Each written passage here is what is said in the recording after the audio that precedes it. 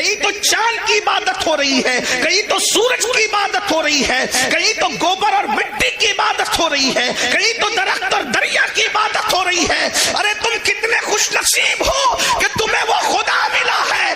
وہ اور لوگ ہیں دنیا کے اندر جو خدا کو بنا کر پوجتے ہیں۔ لوگوں کا خدا وہ ہے جو لوگ بناتے ہیں، مسلمانوں کا خدا وہ ہے جس نے کن کہہ کر کائنات کو زندہ باد، زندہ باد، نعرہ تکبیر، نعرہ رسالت۔ لوگوں کا خدا وہ ہے جس کی تصویر بنتی ہے، مسلمانوں کا خدا وہ ہے جو تصور میں بھی نہیں آتا۔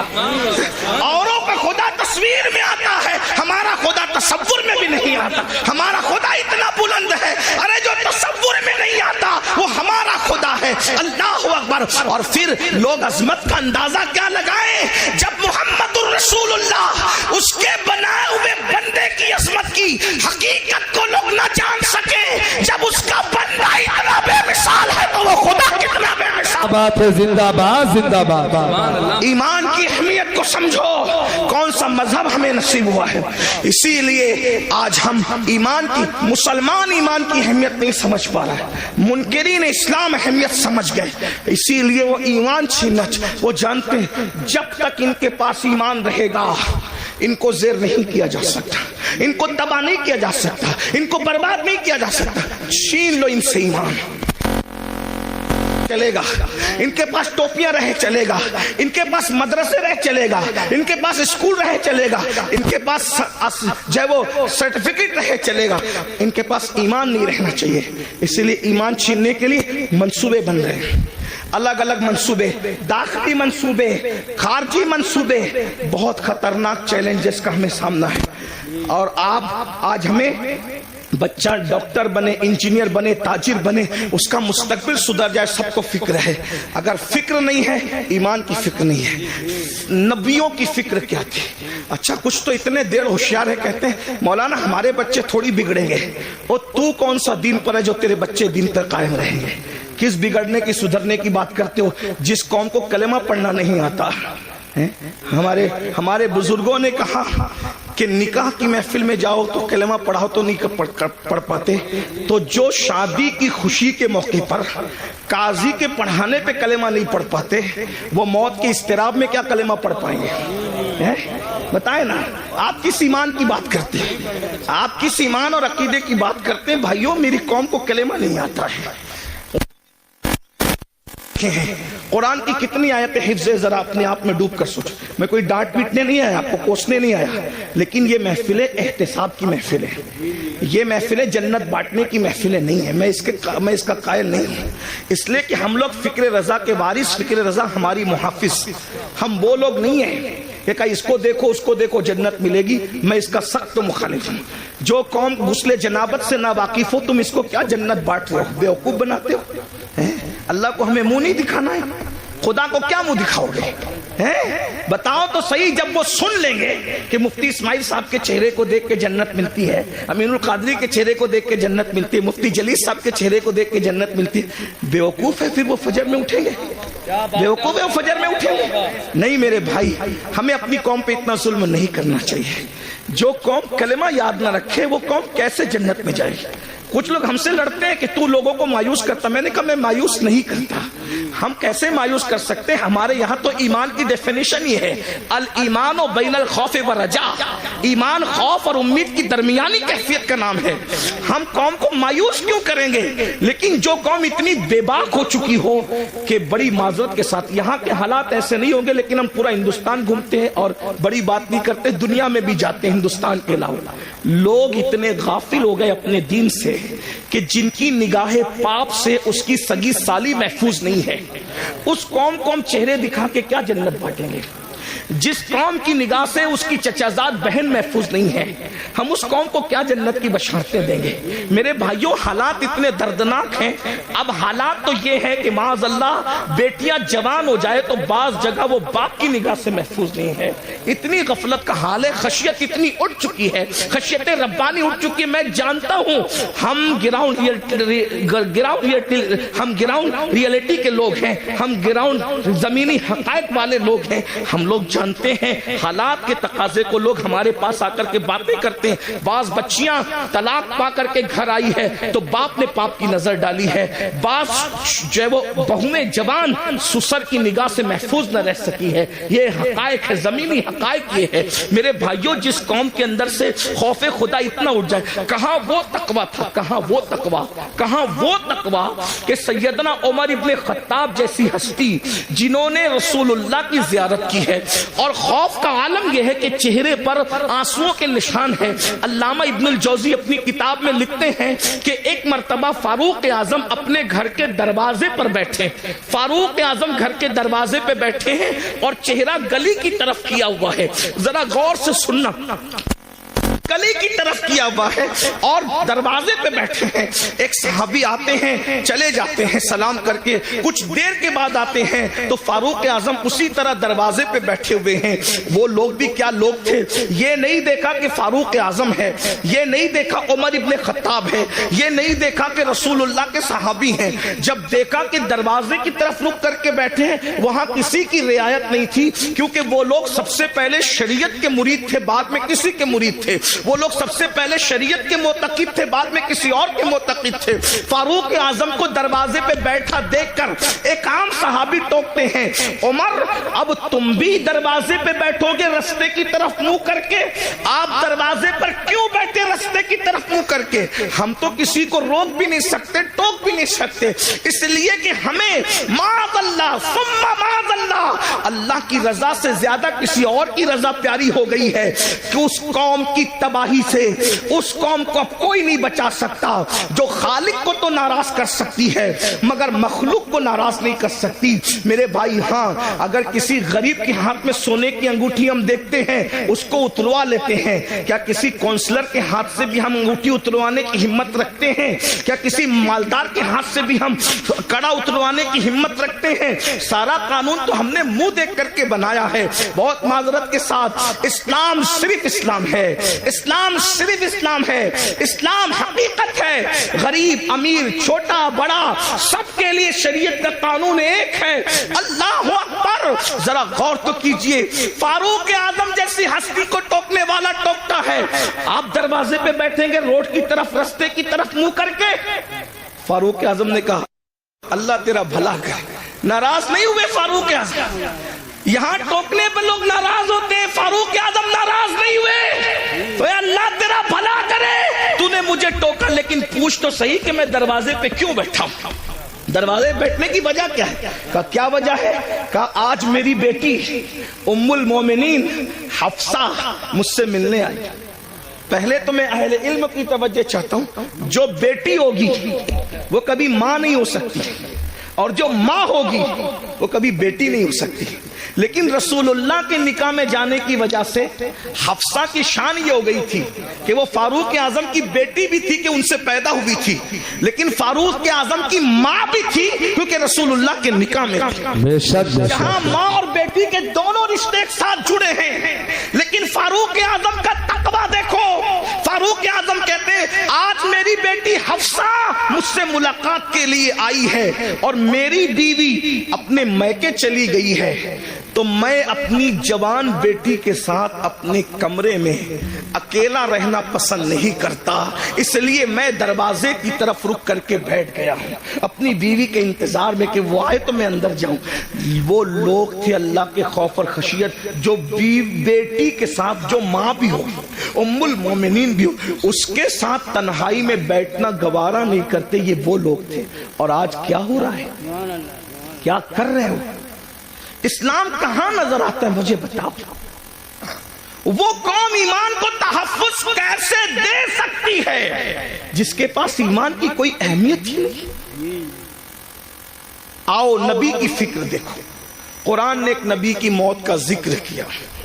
پہلے تو یہ سن لے کہ ہم اہل سنت کے بارے میں لوگ بکواس کرتے ہیں, کہتے ہیں یہ لوگ نبی کی موت نہیں مانتے. میں نے کہا جھوٹ ہے, ہم اللہ کے سوا سب کی موت مانتے ہیں.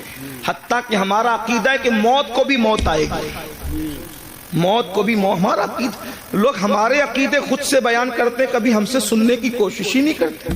کبھی کہتے ہیں یہ سنی نبی کو بشر نہیں مانتے. ہم نے کہا جو نبی کو بشر نہ مانے ہم اس کو کافر سمجھتے ہیں. نبی بشر ہوتا ہے، لیکن تمہارے ماننے میں ہمارے ماننے میں فرق یہ ہے، نبی بشر ضرور ہوتا ہے لیکن وہ ہماری طرح بشر نہیں ہوتا، وہ خیر البشر ہوتا ہے، وہ سید البشر ہوتا ہے، وہ رشک بشر ہوتا ہے، وہ افضل البشر ہوتا ہے۔ ہاں، بلکہ لباس بشر میں نبی کو بھیج کر قدرت نے بشریت کو معراج عطا فرما دی ہے۔ بیدم شبارسی نے کہا تھا، اب آدمی کچھ اور ہماری نظر میں ہے، اب آدمی کچھ اور ہماری نظر میں ہے، جب سے سنا ہے یار لباس بشر میں ہے، جب سے سنا ہے یار لباس بشر میں ہے۔ تو نبی کو موت آتی ہے، اور نبی کو موت آئی، توجہ کرنا، میں بہت بے باکی کے ساتھ اس لیے بول رہا ہوں کہ میری پشت پر کئی مفتیان کرام بیٹھے ہیں، کہیں پر علماء کے اساتذہ یہاں موجود ہیں، آپ بھی غور سے سنیں۔ نبی کو موت آئی لیکن نبی مر کے مٹی میں نہیں ملے، موت آئی مگر ایک آن کے لیے آئی، جس کو اہل سنت کا امام یوں بیان کرتا ہے، انبیاء کو بھی اجل آنی ہے مگر ایسی کہ فقط آنی ہے، پھر وہی موت کے بعد ان کی حیات مثل سابق وہی جسمانی ہے، اس کی ازواج کو جائزہ نکاح، اس کا ترکہ بٹے جو فانی ہے، تو زندہ ہے واللہ، تو زندہ ہے واللہ، میری چشم عالم سے چھپ جانے بے شک، سبحان اللہ سبحان اللہ۔ ایک نبی کی موت کا ذکر ہو رہا ہے، قرآن کہتا ہے اذ حضر یعقوب الموت، سورۃ البقرہ ہے، اللہ پاک ارشاد فرماتا ہے اور یاد کرو، اذ یاد کرو، حضر یعقوب الموت، ہائے ہائے، قرآن بیان کر رہا ہے نبی کی موت کو، کیا کہا؟ حضر یعقوب الموت، حضر یا موت حاضر ہوئی، موت حاضر ہوئی کہاں؟ یعقوب علیہ السلام کے پاس۔ پتا چلا انبیاء کی بارگاہ وہ ہے جہاں موت بھی حاضر ہوتی ہے، موت بھی حاضری دیتی ہے۔ ہاں، اس کا مطلب یہ کہ تم اور طرح مرتے ہو، انبیاء اور طرح دنیا سے تشریف لے جاتے ہیں۔ دیکھیے، حاضر ہونے میں اور تشریف لانے میں فرق ہے۔ ویسے یوپی میں بتانے کی ضرورت نہیں، یوپی کے لوگ بہت پڑھے لکھے ہوتے، اردو تو جانتی ہیں۔ اگر کوئی چھوٹا کسی بڑے کے پاس آ کر کہے کہ میں تشریف لایا تو پڑھا لکھا آدمی ضرور ہنسے گا کہ بڑوں کے پاس تشریف نہیں لاتے بلکہ بڑوں کے پاس حاضر ہوتے ہیں۔ اور جب بڑا کہے گا، جیسے مثال کے طور پہ اگر میں کہوں کہ حضرت مفتی اسماعیل صاحب کی بارگاہ میں حاضر ہوا تو صحیح ہے، لیکن اگر یہ کہوں کہ میرے پاس مفتی اسماعیل صاحب حاضر ہوئے تو غلط ہو گیا، بلکہ مجھے کیا کہنا پڑے گا؟ حضرت مفتی اسماعیل صاحب تشریف لائے۔ بات سمجھ میں آتی ہے؟ اب قرآن کیا کہہ رہے ہیں؟ حضر یعقوب الموت، موت حاضر ہوئی یعقوب کے پاس۔ تو پتا چلا یعقوب بڑے ہیں علیہ السلام، اور مرتبہ موت، یہاں موت سے مراد موت کا فرشتہ ہے۔ ایسی بات ہے، ہمارے نبیوں سے ہمارے نبیوں سے رسول ملائکہ کا مرتبہ افضل نہیں ہے، ہے نا؟ ہمارے یہاں پڑھایا جاتا ہے رسول ملائکہ سے انبیاء کرام اور رسولان نظام جو انسانوں میں ہیں وہ افضل ہیں۔ ٹھیک، حضر یعقوب الموت، اس سے پتا چلا۔ اور پھر اس کے بعد کیا قرآن کہتا ہے؟ جب موت حاضر ہوئی تو قرآن کہتا ہے حضرت یعقوب علیہ السلام نے اپنے بچوں کو، پوتوں کو، بیٹوں کو، سب کو جمع کیا اور کیا کہا؟ اذ قال لبنی ما تعبدون من بعدی، کہ تم میرے بعد کس کی عبادت کرو گے؟ نبی کو فکر کیا ہے؟ بیٹے کیسے کیسے بیٹے ہیں؟ کیا نبی نے تربیت نہیں کی ہوگی؟ یا یوسف علیہ السلام جیسا بیٹا؟ اسی طریقے سے ان کے اور جو 11 بیٹے تھے، یاد رکھیے گا وہ جو 11 بیٹوں کا تذکرہ قرآن میں ہے، ہم ان کی بے ادبی نہیں کر سکتے کیونکہ وہ بگڑے ہوئے لوگ نہیں تھے، وہ تو ایک ان کی ایسی لغزش تھی جو رشک کی بنیاد پر ہو گئی تھی، ہے نا؟ مگر وہ اولاد پیغمبر تھے، ان کے اور ان کی اولادیں یعقوب علیہ السلام کو فکر ہے تو یہ نہیں کہ میرے بچے میرے بعد کھائیں گے کیا، کیونکہ رزق کا وعدہ اللہ نے کیا، اللہ رزاق ہے۔ میرے بعد میرے بچے پہنیں گے کیا، اللہ رب ہے وہ پہنائے گا بھی۔ میرے بعد میرے بچوں کا کیا ہوگا، ارے وہ سب کچھ انتظام کر دے گا۔ نبی کو فکر ہے دنیا سے جاتے وقت تو اپنے بچوں کے ایمان کی فکر ہے۔ پوچھتے ما تعبدون من بعدی، میرے بعد تم کس کی عبادت کرو گے؟ تو بیٹوں کی بھی تربیت ہوئی تھی، پوتوں کی بھی تربیت ہوئی تھی، انہوں نے کیا کہا؟ قالوا نعبد الہک، اب یہاں توحید بیان ہو رہی ہے، توجہ کرنا، یہیں سے ایمان، اب گفتگو کا آغاز ہوتا ہے ایمان اصل کیا ہے، توحید اصل کیا ہے۔ قالوا نعبدو، ہم عبادت کریں گے الہ کا جو تمہارا خدا ہے، یہ نہیں کہا اللہ کی عبادت کریں گے، یہ نہیں کہا اللہ کی عبادت کریں گے، کیا کہا الہ کا، آپ کے خدا کی عبادت کریں گے، وہ الہ آبائی کا، اور آپ کے باپ داداؤں کا جو خدا ہے۔ اور پھر تشریح آ گئی اسماعیل ابراہیم و اسماعیل و اسحاق، جو ابراہیم کا خدا ہے، جو اسماعیل کا خدا ہے، جو اسحاق کا خدا ہے۔ توحید بیان ہو رہی ہے، مگر میری بیان نہیں ہو رہی ہے، بلکہ توحید اللہ والوں کے ذریعے سے بیان ہو رہی ہے۔ پتا چلا وہ توحید شیطانی توحید ہے جس میں کہا جاتا ہے اللہ کو مانیں گے اور کسی کو نہیں مانیں گے۔ قرآنی توحید یہ ہے الہ کا و الہ آبائی کا، ابراہیم و اسماعیل و اسحاق، یعنی کہ جو آپ کا خدا ہے۔ پتا چلا اگر یہ کہتے کہ خدا کی عبادت کریں گے تو بعد میں لوگ ڈھونڈتے کون سا خدا، کون سا خدا، کون سا خدا، لیکن کہا الہ کا، اے یعقوب تم جس کی عبادت کرتے رہے ہم اسی خدا کی عبادت۔ نعرہ تکبیر، نعرہ رسالت، مسلک اعلی حضرت، جشن دستار بندی، سبحان اللہ ماشاءاللہ۔ اب یہاں لوگ ہم سے کہتے ہیں تم تو صرف نبی نبی نبی نبی کرتے رہتے ہو، تم اللہ کا ذکر نہیں کرتے۔ میں نے کہا یہ بھی اللہ کی سنت ہے، کیا بات ہے، یہ بھی اللہ کی سنت ہے کہ اللہ نے اپنا تعارف کہیں اکیلے نہیں کرایا، اپنا تعارف ہمیشہ اپنے مقبول بندوں کے ذریعے سے کرا۔ سبحان اللہ۔ آئیے میں چونکہ مدرسے کی محفل ہے تھوڑی مشکل بات کر دوں، علماء کی برکت سے اللہ آپ کو سمجھا دے گا، آپ کی سمجھ میں آ جائے۔ کچھ لوگ حضور کے پاس آئے اور پوچھنے لگے کہ آپ کا خدا کیسا ہے وہ بتائیے۔ خدا کو دیکھنے کی تمنا تھی، آپ کا خدا کیسا ہے وہ بتائیے۔ تو وہ پوچھنے لگے آپ کا خدا مٹی کا ہے، سونے کا ہے، چاندی کا ہے، تانبے کا ہے؟ کیونکہ اب تک وہ یہی سب دیکھ رہے تھے نا، تو جو دیکھ رہے تھے وہی دماغ میں گھوم رہا تھا۔ آپ کا خدا کیسا ہے اے محمد صلی اللہ علیہ وسلم؟ ہم اس طرح حضور کا نام نہیں لیتے لیکن انہوں نے کہا تو میں نقل کر رہا ہوں۔ کیا کہا؟ اے مسلمانوں کے پیغمبر، آپ کا خدا مٹی کا ہے، تانبے کا ہے، پیتل کا ہے، کیسا ہے آپ کا خدا؟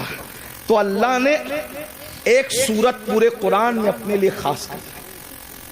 دیکھو اہل سنت لوگ کہتے ہیں ان کو تو نبی کے سوا کچھ نظر نہیں آتا، یہ شرک کرتے ہیں۔ ہم نے کہا پاگل ہوئے ہو، تم بھی انگریزوں کی پیداوار میں سے پیداوار ہو، قرآن سمجھتے نہیں۔ اگر تم نے غداری نہ کی ہوتی تو آج امت کا یہ حال نہ ہوا ہوتا۔ سہارنپور والوں، سہارنپور کے آس پاس والوں، بہت برا کیا تم نے، تمہیں مر کے اللہ کو جواب دینا ہے۔ توحید کے نام پہ تم نے توحید کا گلا گھونٹنے کی کوشش کی ہے، لیکن قرآن کی توحید میں آپ کے سامنے پیش کر رہا ہوں۔ میری بات مشکل تو نہیں لگی، اتنی مشکل کبھی نہیں کرتا، لیکن چونکہ ایمان ہی ایک مشکل عنوان ہے نا۔ تو اللہ کے نبی سے پوچھا گیا، میں بھی ہو سکتا تھوڑا سبق سنا دوں آپ کو، آپ کے ہمارے علماء کو، تاکہ آپ کو سمجھ میں آئے کہ ایمان کیا ہے، اللہ کیا ہے، اللہ کیا، یہ تو سمجھ میں آئے۔ تو اللہ کے رسول سے پوچھا، حضور سے پوچھا کہ آپ کا اللہ کیسا ہے، مٹی کا ہے، سونے کا ہے، تانبے کا ہے، پیتل کا کیسا ہے؟ تو اللہ نے ایک سورت پوری صرف اپنے لیے کر لی۔ 114 سورتوں میں ایک سورت اللہ کے لیے، ہر سورت میں سب کا بیان ہے۔ سورہ فاتحہ اتنے مضامین ہیں کہ زندگی ختم ہو جائے مضامین ختم نہ ہو، یہی قرآن کا معجزہ ہے۔ توریت کے سارے مضامین، انجیل کے سارے مضامین، زبور کے سارے مضامین، صحائف ابراہیم اور تمام انبیاء کے صحیفوں کے سارے مضامین قرآن میں، اور قرآن پورا سمٹ کر سورہ فاتحہ میں آ جاتا ہے، اور سورہ فاتحہ پوری سمٹ کر بسم اللہ میں آ جاتی ہے، اور بسم اللہ پوری سمٹ کر با میں آ جاتی ہے، اور با پوری سمٹ کر با کے نقطے پوائنٹ میں آ جاتی ہے۔ سبحان اللہ ماشاءاللہ۔ اسلام نے 1450 سال پہلے کہا تھا کہ نقطہ بھی بے معنی نہیں ہوتا، اس لیے آج سائنسداں تحقیق کر رہے ہیں کہ نقطے کا مطلب کیا ہے، نقطے کا مطلب۔ اور مولا علی کہتے تھے وہ با کا نقطہ میں ہی ہوں، با کا نقطہ نہیں، اسی لیے صوفیہ علی کو ناطق قرآن کہتے ہیں، مولا علی کو ناطق قرآن کہتے ہیں۔ ہاں بات یاد رکھنا، لیکن یہ بھی یاد رکھنا علی ناطق قرآن ضرور ہے، لیکن ابو بکر صدیق کا مقتدی ہے. کیا بات ہے، واہ واہ واہ واہ. بے شک بے شک. علی ناطق قرآن ضرور ہے لیکن صدیق اکبر کا وہ 2.5 سال تک کہتے رہے پیچھے اس امام کے، 10 سال تک کہتے رہے فاروق اعظم کے پیچھے اس امام کے، 12 سال عثمان غنی کے پیچھے اس امام کے. میں سوچتا ہوں پیچھے کھڑے رہنے والا ناطق قرآن ہے تو مرتبہ صدیق اکبر کا کیا، مرتبہ فاروق اعظم کا کیا ہوگا، مرتبہ عثمان غنی کا کیا ہوگا. اسی کو میرے امام کہتے ہیں تیرے چاروں ہمدم ہے، یک جان یک دل، ابو بکر فاروق و عثمان علی ہے. صدق و عدل و کرم و ہمت میں 400 شورے ہیں ان چاروں کے. ایمان کے بڑے تقاضے ہیں. تو بہرحال 114 صورتیں ہیں. 114 صورتوں میں ہر صورت میں کسی میں جنت کا ذکر ہے تو جہنم کا بھی. ایک بات عرض کروں، آپ بہت اچھے سے سن رہے تو ہمت کر رہا ہوں. قرآن کی یہی شان ہے. ابھی حفظ کی گلے بند دستار ہوگی، ساتھ حافظ بنے. ایک بات آپ کے سامنے رکھو، جس کتاب میں سائنس بیان ہوتا ہے اس میں الجبرا نہیں بیان ہوتا، اور جو الجبرا کی کتاب ہوتی ہے اس کے اندر جغرافی بیان نہیں ہوتا. جو جغرافی کی کتاب ہوتی ہے اس کے اندر جو ہے وہ مذہب بیان نہیں ہوتا، اور جس میں مذہب بیان ہوتا ہے اس کے اندر سائنس بیان نہیں ہوتا ہے نا. ایسے ہی اگر آپ مذہب کی کتاب میں جغرافی بیان کریں تو مضمون بدلنے سے ساری گڑبڑ ہو جائے. جیسے شاعر لوگ ابھی نعت پڑھ رہے تھے، کلام پڑھتے، اگر یہ نعت پڑھتے پڑھتے لَقَ بَدْرٌ فِي الْوَجْهِ الْأَجْمَلْ خَطْحَالِ مَا ظُلْفُ أَبْرِ اجل ترے چندن چندرو پرو کنڈل رحمت کی بھرن برسا جانا، یہ شعر پڑھتے اور ساتھ میں غالب کا یہ جوڑ دیتے کہ کل 14ویں کی رات تھی شبر رہا چرچا تیرا، کچھ نے کہا کہ چاند ہے، کچھ نے کہا چہرہ تیرا، ہم بھی وہاں موجود تھے، ہم سے بھی سب پوچھا کیے، ہم چپ رہے، ہم ہنس دیے، منظور تھا پردہ تیرا. کچھ لوگ چپل اٹھا لیتے، کم بخت، کم سے کم نعت کا تقدس دیکھ، کہاں وہ چہرے بددہا اور کہاں غالب کے محبوب کا چہرہ. تھوڑی شرم تو کر. مضمون بدلا، گڑبڑ ہوئی کہ نہیں؟ ایسا لگا جیسے مخمل کی چادر میں ٹاٹ کا پیون لگ گیا. ایسے ہی ہے نا؟ بولو بھائی ایسے ہے کہ نہیں ہے؟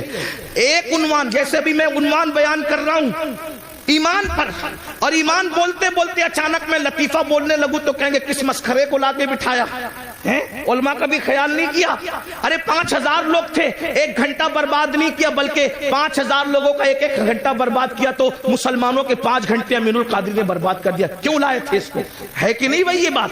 تو عنوان بدلتا ہے تو مخمل میں ٹاٹ کا پیون لگتا ہے.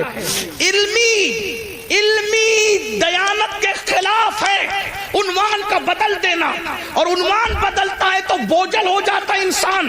موت کے موقع پر شادی کی بات کرنا مزہ نہیں آتا، شادی میں موت کا ذکر کرنا مزہ نہیں آتا، رونے کی محفل میں ہنسانا، ہنسنے کی محفل میں رلانا اچھا نہیں لگتا، بے وقت کی شہنائی اچھی نہیں لگتی. مگر قربان دنیا کی کوئی کتاب ایک ٹاپک پر ہے مگر یہ صرف اللہ کی کتاب ہے. قرآن قرآن قرآن قرآن کی صورتوں کو دیکھ لو. اللہ اکبر. جنت کا ذکر آ رہا ہے، جنت کی باغوں کا ذکر آ رہا ہے، حوروں کا ذکر آ رہا ہے، غلمہ کا ذکر آ رہا ہے، محلوں کا ذکر آ رہا ہے، جنت کے اندر نہروں کا ذکر آ رہا ہے. اللہ اکبر. فرشتوں کا ذکر آ رہا ہے، فرشتوں کا سلام کرنے کا ذکر آ رہا ہے، ایک دوسرے کے ملنے کا ذکر آ رہا ہے، حوروں کا ذکر آتا ہے، بڑی آنکھیں ہیں، جوبنوں کا ابھار ہے، حسن ہے، یہ ہے، وہ ہے، کنگن ہے، لباس ہے. لیکن یہ بیان کرتے کرتے اچانک پھر جہنم کا ذکر آتا ہے، لیکن عنوان بوجھل نہیں کرتا بلکہ حسن اور بڑھ جاتا ہے. اللہ اکبر. یہ کتاب ہے قانون کی کتاب، لیکن اس کے اندر بہاروں کا ذکر بھی ہے،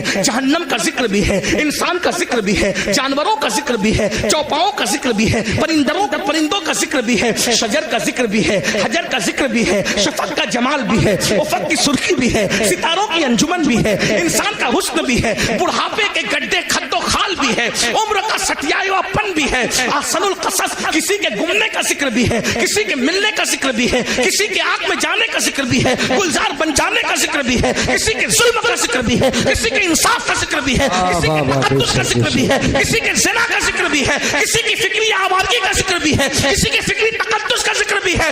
قرآن بیان کرتا ہے مگر بوجھل نہیں ہوتے بلکہ عقیدتیں بڑھتی چلی جاتی ہے، مزہ بڑھتا چلا جاتا ہے اور دل پکار اٹھتا ہے.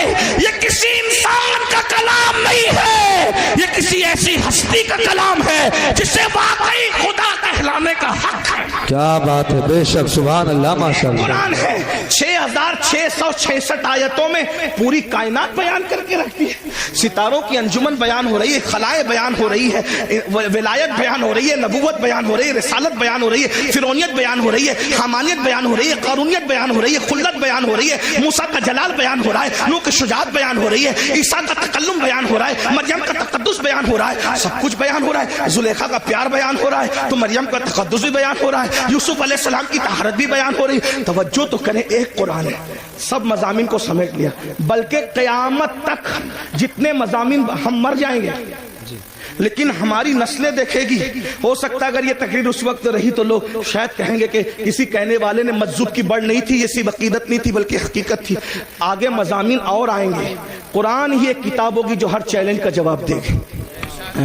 ایک مثال پیش کرتا ہوں، بات اپنے عنوان سے ہٹنا نہیں چاہتا لیکن ایک مثال پیش کرتا ہوں اچھے سے. دیکھو زمین اور آسمان کے بیچ میں کیا ہے؟ بولو کیا ہے؟ خلا ہے، خالی جگہ ہے. خلا بیکار ہے، لوگ یہی سمجھتے تھے.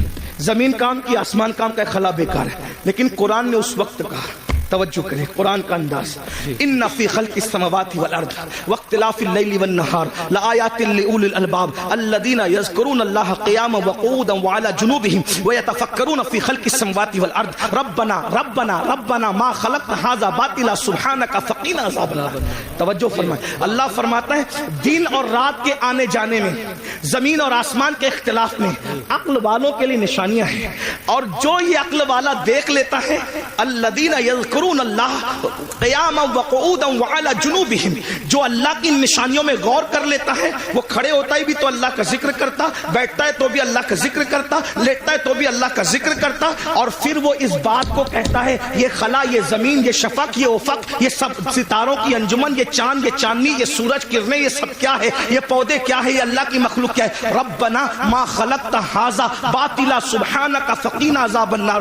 جو واقعی عقل والا کہتا ہے اللہ تو نے کوئی چیز بیکار پیدا نہیں کی. خلا بیکار نہیں ہے، درخت بیکار نہیں ہے، شجر بیکار نہیں ہے، حجر بیکار نہیں، حتیٰ کہ گائے اور جانوروں سے جو گوبر نکلتا ہے وہ بھی بیکار نہیں ہے. دیکھو اس وقت تو کوئی سوچ سکتا تھا، اس وقت تو کوئی سوچ سکتا تھا کہ یہ بیکار نہیں ہے. آج سیٹلائٹ کا نظام کس سے چل رہا ہے؟ کس سے چل رہا ہے؟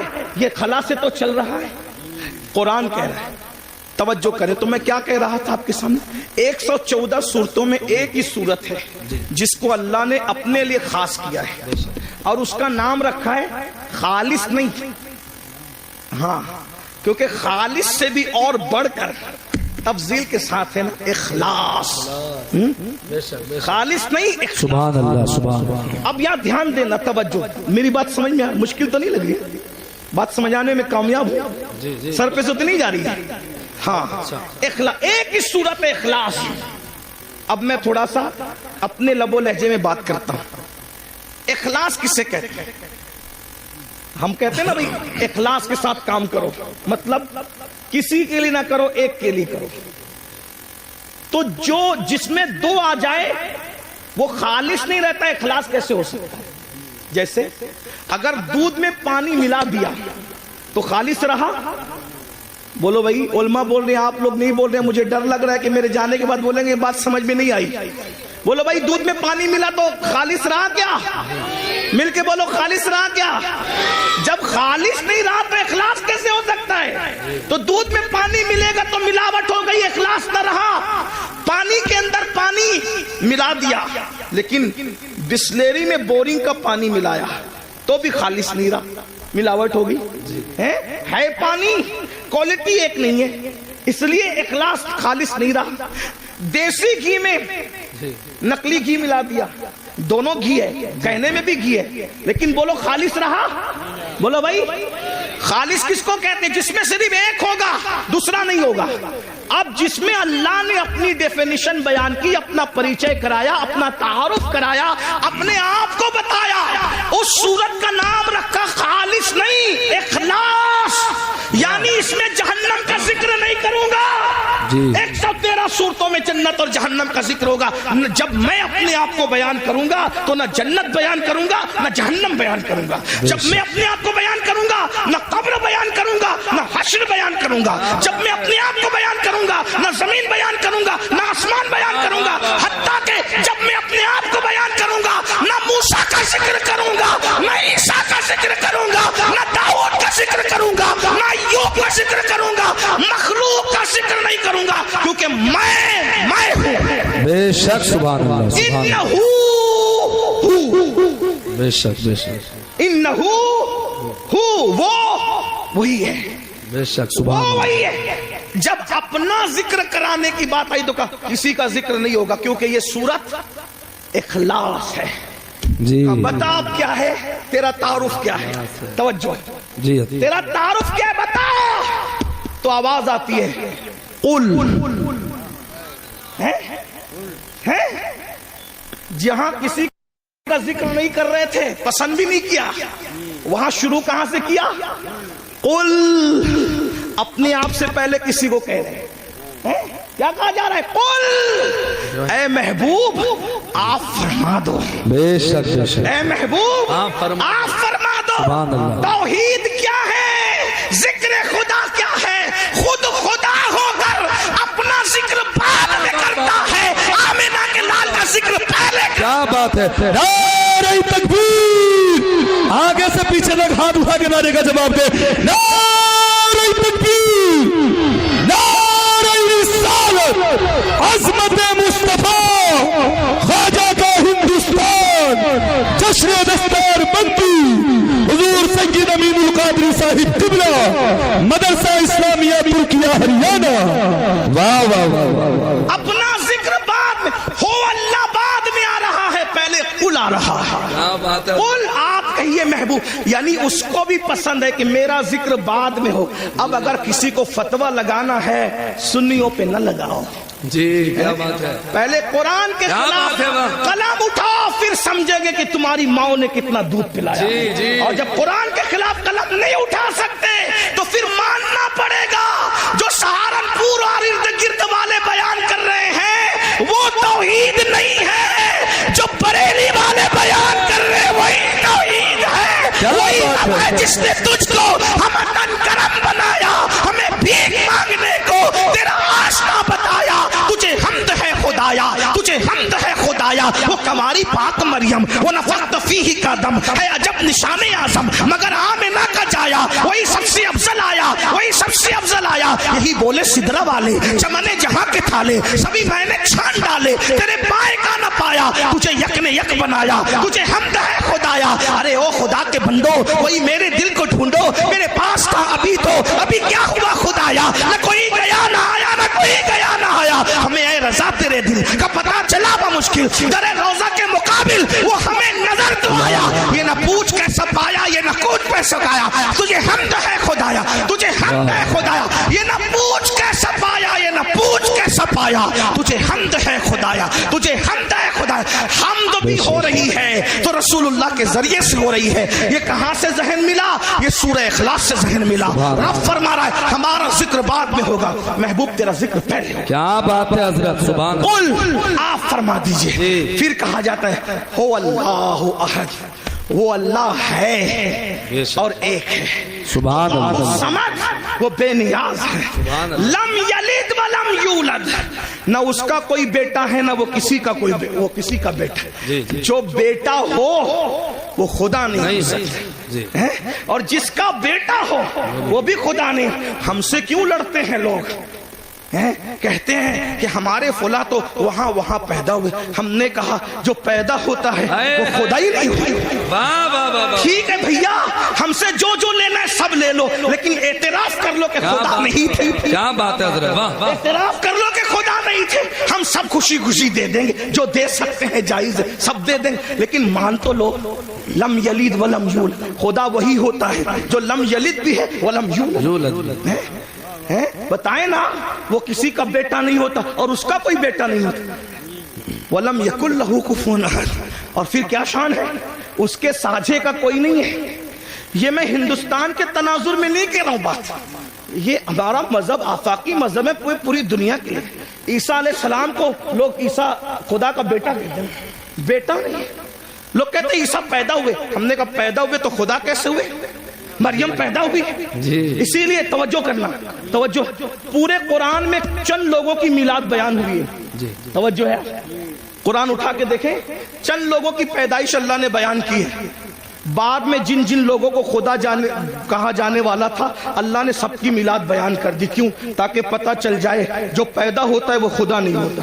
بے شک بے عیسیٰ علیہ شک السلام کی پیدائش، حتیٰ کہ عیسیٰ علیہ السلام کی امی کے پیٹ میں جو درد اٹھا اس درد کو ہی بیان کر دیا، بے شک اتنا پکا بیان کیا تاکہ کوئی انکار نہ کر سکے کہ یہ پیدا نہیں ہوئے تھے، کیوں؟ اس لیے کہ پیدائش ہی سے تو جڑ کٹتی ہے شرک کی، کیا بات ہے، واہ واہ، پیدائش سے تو جی، جی۔ جڑ کٹتی ہے شرک کی، اسی لیے عیسیٰ کی ولادت اللہ نے بیان کیا کہ لوگ عیسیٰ کو خدا نہ کہیں، اور ہم مصطفیٰ جان رحمت کی ولادت اس لیے بیان کرتے ہیں اور ان کا میلاد اس لیے مناتے ہیں کہ کوئی ان کو خدا نہ کہے، اس لیے کہ تو لوگ کہتے ہیں میلاد بنانا بھی شرک ہے، میں نے کہا ملا جی تھوڑی تو شرم کرو، میلاد اسی کی ہوتی ہے جو خدا نہیں ہوتا، جب بنا لیا میلاد تو شرک کیسے ہوا؟ یہ تو شرک کا کاٹ ہے، یہ تو شرک کا توڑ ہے، اگر لوگوں کو شرک سے بچانا ہے تو بتاؤ کہ محمد الرسول اللہ پیدا ہوئے، اور پیدا ہوئے کس شان سے ہوئے، پوری میلاد بیان ہوئی۔ بہرحال میں اپنی گفتگو کو سمیٹتے ہوئے اخیر کی طرف آتا، یہ ایمان ہے، یہ توحید ہے، توحید۔